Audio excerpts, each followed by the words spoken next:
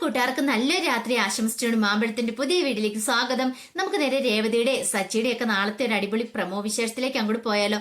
നാളത്തെ പ്രമോ വിശേഷത്തിൽ കാണാൻ പോകുന്നു പറഞ്ഞിട്ടുണ്ടെങ്കിൽ ശ്രുതിക്ക് ഒരു കല്യാണാലോചനയൊക്കെ ഭാമ കൊണ്ടുവരുന്നുണ്ട്. അതിന്റെ വിശേഷങ്ങളും പിന്നീട് ശ്രുതിയുടെ മനസ്സിലേക്ക് ശ്രുതി കടന്നു ചെല്ലുന്നുണ്ട്. ശ്രുതിയോട് ഒരു ചെറിയ പ്രേമമൊക്കെ തോന്നി തുടങ്ങുന്നുണ്ട് ശ്രുതിക്ക്. അതിന്റെ വിശേഷങ്ങളൊക്കെയാണ് നാളെ നമ്മൾ കാണാൻ പോകുന്നു പറഞ്ഞിട്ടുണ്ടെങ്കിൽ, ഇന്ന് തന്നെ നമ്മൾ അവസാനം കണ്ടേന്ന് പറഞ്ഞിട്ടുണ്ടെങ്കിൽ സച്ചിയുടെ കഴുത്തേ കിടന്ന മാലയുടെ കാര്യം ചോദിച്ച് രേവതി സച്ചിയുമായിട്ട് വഴക്കുണ്ടാക്കുന്നുണ്ട്. അവസാനം രേവതി പറഞ്ഞു, എനിക്കറിയാം നിങ്ങളത് കൊണ്ട് പണയം വെക്കോ വിൽക്കോ എന്തെങ്കിലും ചെയ്ത് കാണും, എന്നിട്ടായിരിക്കും കൂട്ടുകാരുടെ അടുത്ത് ആ പാർട്ടി നടത്തിയെന്ന് പറയണം. ദേ അനാവശ്യം പറയരുത് കേട്ടോ, ഞാൻ അത്രക്കാരനൊന്നും അല്ലെന്ന് പറയാം. പിന്നെ അത്രക്കാരനല്ലെന്ന് ആര് കണ്ടു? നിങ്ങൾ ഇതിലപ്പുറവും ചെയ്യും. ഇന്നലെ ആ ഹൗസ് ഓണർ പറഞ്ഞ കാര്യങ്ങളൊക്കെ എന്റെ മനസ്സിൽ നിന്ന് പോയിട്ടില്ല. തൊലി ഉരിഞ്ഞു പോകുന്ന ടൈപ്പാ പറഞ്ഞേ, അറിയാവോന്ന് ചോദിക്കുകയാണ്. പിന്നീട് സച്ചു പറഞ്ഞു, അത്രയ്ക്ക് നിനക്ക് നാണക്കേടായിരുന്നു, നീ എന്നോടൊപ്പം എന്തിനാ വന്നേന്ന് ചോദിക്കണം. ഓ, ഇങ്ങനത്തെ ഒരു പാർട്ടിയാണെന്നറിയോ ഒരു കാരണവശാലും ഞാൻ വരില്ലായിരുന്നു, എന്റെ കഷ്ടകാലത്ത് ഞാൻ വന്നു എന്ന് പറയണം. സച്ചിക്ക് ദേഷ്യം. സച്ചു പറഞ്ഞു, അല്ലെങ്കിലും എന്നെ പറഞ്ഞാൽ മതി, ഞാനാണല്ലോ ഇങ്ങനെ ഒരു വയ്യാവയുടെ അടുത്ത് തലേ വെച്ച് നിന്റെ കഴുത്തെ താലി ആർത്തുള്ള ഒരാവശ്യമില്ലായിരുന്നു. ദാനം കിട്ടിയ താലിയും വെച്ചിട്ട് അവള് കിടന്ന് അഹങ്കരിക്കുന്ന അഹങ്കാരം കണ്ടില്ലെന്ന് പറയണം.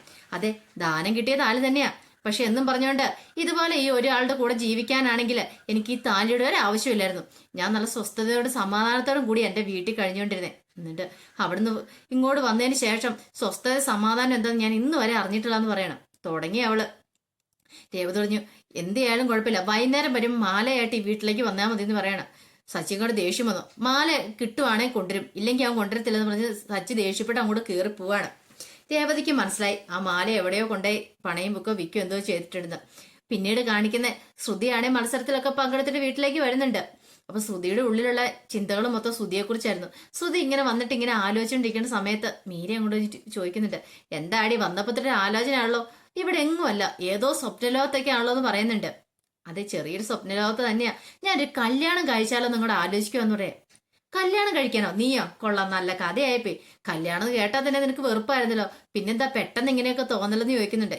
അങ്ങനൊന്നുമില്ല, ഒരാൾ എന്റെ മനസ്സ് പതുക്കെ അങ്ങോട്ട് മാറ്റിയെന്ന് പറയാം. ആരടിയാ കഥഭാഗ്യൻ? ആരാ നിന്റെ മനസ്സ് മാറ്റിയെടുത്തെന്ന് ചോദിക്കണം.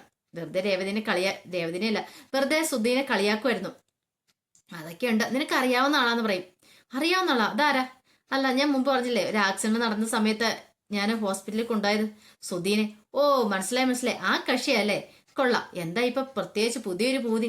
പിന്നീട് ഇന്ന് നടന്ന സംഭവങ്ങളൊക്കെ പറയുവാണ്. മത്സരം നടത്തിയതും തന്റെ ഭർത്താവ് വന്ന് സുധി പറഞ്ഞ കാര്യങ്ങളൊക്കെ.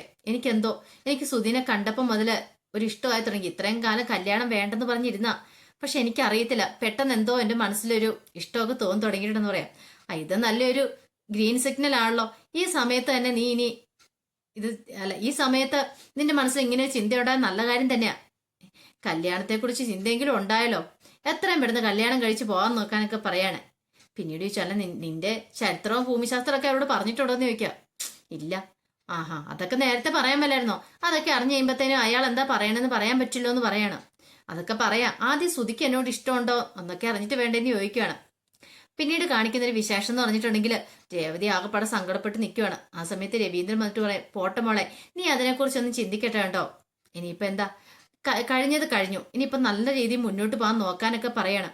രേവതിക്കാണ് ഇത് കേട്ട് കഴിഞ്ഞപ്പോഴും വല്ലാത്ത സങ്കടം വന്നേ. വീട്ടിലായിരുന്നെങ്കിൽ തന്റെ അമ്മ അനിയത്തിയൊക്കെ ഉണ്ടായിരുന്നു, പക്ഷെ ഇവിടെ വന്ന് സങ്കടം പറയാൻ ആകെപ്പാടെയുള്ള അച്ഛൻ മാത്രമാണ് തന്റെ സങ്കടം ഒന്നും മനസ്സിലാക്കുന്ന പോലും.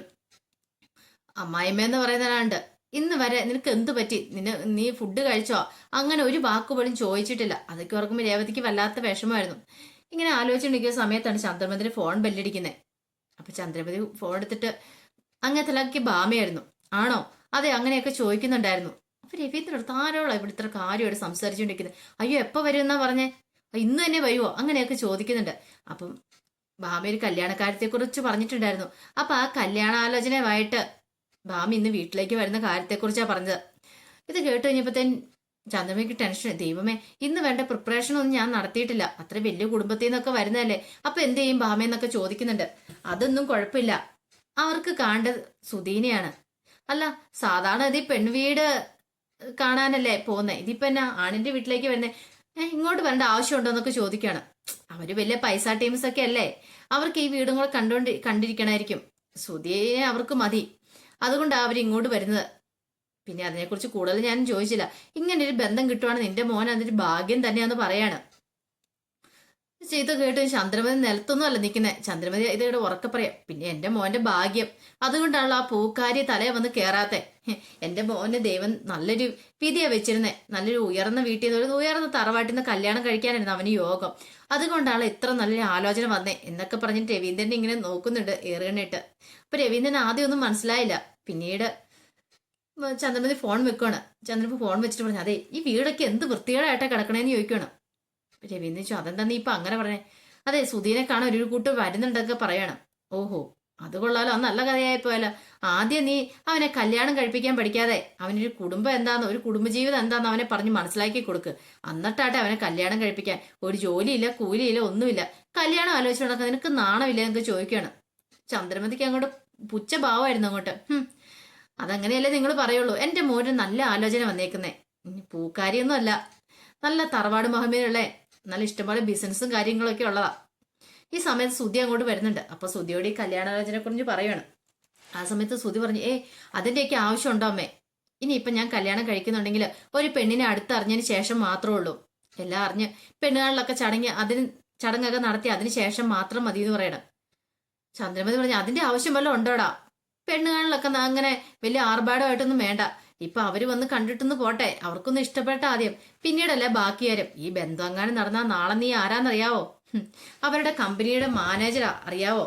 അതുകൊണ്ട് നീ കൂടുതലൊന്നും പറയണ്ട. അവരെന്ത് പറഞ്ഞാലും ഇനിയിപ്പൊ പെണ്ണിനെ ഇച്ചിരി കൊള്ളത്തില്ലെങ്കിലും കുഴപ്പമില്ല, നീ അങ്ങോട്ട് സമ്മതിച്ചേക്കാൻ പറയാണ്. ശ്രുതി പറഞ്ഞു, അമ്മേ അത് നീ കൂടുതലൊന്നും പറയണ്ടെന്ന് പറയാ. രവീന്ദ്രൻ മനസ്സിലായി. ഇനിയിപ്പൊ അടുത്ത തന്ത്രമായിട്ട് ഇറങ്ങി വെക്കുക ചന്ദ്രമതി, എങ്ങനെ സുധീനെ കൊണ്ട് കല്യാണം കഴിപ്പിക്കണം. അതും രേവതിനെ പോലെയല്ല, വലിയ ഹൈ ടീം, അങ്ങനെ ഒരു ബന്ധത്തിൽ തന്നെ ചെന്ന് ചാടിയേക്കുന്നുള്ളത് രവീന്ദ്രൻ മനസ്സിലായി. എത്രയൊക്കെ വലിയ ബന്ധത്തെ പോയി പിടിച്ചാലും ആള് സുധിയല്ലേ, സുധിക്ക് മാറ്റമൊന്നും വന്നിട്ടില്ല. സുധി അതേ സ്വഭാവം തന്നെ സുധിക്ക് ഇപ്പോഴും. സുധിയുടെ ജീവിതം എന്തായി തീരുമെന്ന് രവീന്ദ്രൻ നന്നായിട്ട് അറിയാം. അതുകൊണ്ട് ആദ്യം തന്നെ രവീന്ദ്രൻ പറഞ്ഞു, അതെ ഇതിനൊന്നും ഇറങ്ങി പുറപ്പെടാതിരിക്കുക നല്ലതെന്ന് പറയാണ്. ചന്ദ്രമതിക്ക് ദേഷ്യം വന്നു. എന്റെ മോൻ്റെ നല്ല ആലോചന വന്നിട്ട് അസൂയ നീക്ക്. നിങ്ങളുടെ പൂക്കാരനേക്കാളും ഇച്ചിരി ഉയർന്ന രീതിയിൽ അവൻ ജീവിക്കുന്ന ഇഷ്ടമില്ലോ. ഇനിയിപ്പൊ ഈ ബന്ധം നടക്കുവാണെങ്കിൽ 50 ലക്ഷം രൂപ പുഷ്പം പോലെ അവൻ നിങ്ങളുടെ മോന്റെ മുഖത്ത് വലിച്ചെറിയും. കണ്ടു, അതൊക്കെ കൊണ്ടല്ലേ നിങ്ങൾ ഈ ബന്ധം വേണ്ടെന്ന് പറയണേന്നൊക്കെ പറയുന്നുണ്ട്. അങ്ങനെ രവീന്ദ്രൻ ചേച്ചി താത്തിക്കിട്ടുകയൊക്കെ ചെയ്യാണ്. അപ്പൊ അതിന്റെ വിശേഷങ്ങളൊക്കെ കാണാൻ പോകുന്നു പറഞ്ഞിട്ടുണ്ടെങ്കിൽ അപ്പൊ ഇനി സുധിയുടെ മനസ്സിൽ ശ്രുതി ഉണ്ടോ എന്നും പറയാൻ പറ്റില്ല. അതുകൊണ്ടാണ് ശ്രുതി ഈ കല്യാണാലോചനയൊന്നും മാറി നിൽക്കുന്നതും പറയാൻ പറ്റില്ല. ശ്രുതി ആയതുകൊണ്ട് പറയാൻ പറ്റില്ല. ഇപ്പൊ ശ്രുതിയുടെ ആയിട്ട് കല്യാണം ഉറപ്പിച്ചാൽ പോലും പൈസയുള്ള ടീമാണെങ്കിൽ ശ്രുതി അങ്ങോട്ട് നേരെ ചാടുള്ളൂ. പണത്തിന് മേലെ പഴുന്ന് മറക്കുമെന്ന് പറയില്ലേ എന്ന് പറഞ്ഞൊരു സ്വഭാവമാണ് ശ്രുതിക്കെന്ന് പറഞ്ഞിട്ടുണ്ടെങ്കിൽ. അപ്പൊ അതിന്റെ വിശേഷങ്ങളൊക്കെയാണ് നമ്മൾ കാണാൻ പോകുന്ന പറഞ്ഞിട്ടുണ്ടെങ്കിൽ ആ വിശേഷങ്ങൾക്കായി നമുക്ക് എല്ലാവർക്കും കാത്തിരിക്കാം കേട്ടോ. വീഡിയോ ഇഷ്ടപ്പെട്ടെങ്കിൽ ലൈക്ക് ചെയ്യാൻ മറക്കല്ലേ. അതോടൊപ്പം തന്നെ ആദ്യമായിട്ട് കാണുന്നവരാണെങ്കിൽ സബ്സ്ക്രൈബ് ചെയ്യാനും മറക്കരുത് കേട്ടോ. ഒരിക്കൽ കൂടി എല്ലാവർക്കും നല്ലൊരു രാത്രി ആശംസിച്ചുകൊണ്ട് നിർത്തുന്നു. നന്ദി.